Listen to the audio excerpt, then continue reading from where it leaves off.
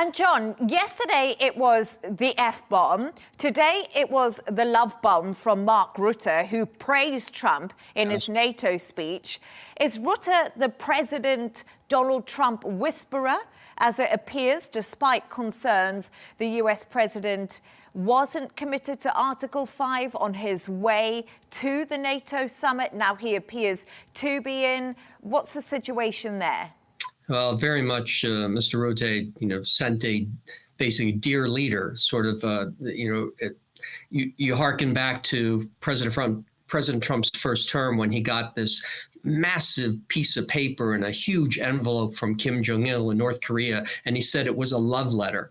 This is very, it's just consistent with people, dear leader, thank you, you're the greatest, you're the best. So I'm not so sure it means an awful lot, but on Article 5, that's significant, and this is the reason why. Article 5 isn't what everyone seems to think it is. It doesn't mean that if one country is attacked, the others have to come to its defense. Article 5 was written in a way that it can be interpreted. And it was written in that way specifically because of the United States in the 1940s.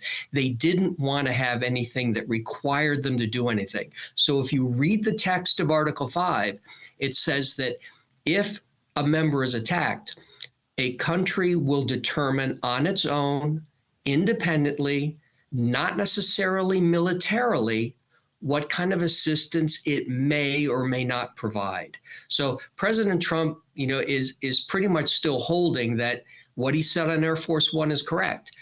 Article 5 can be interpreted in many ways, and he's going to do that. So I don't think anyone should count on the fact that if a NATO member is attacked, that the United States is going to come running in with military support.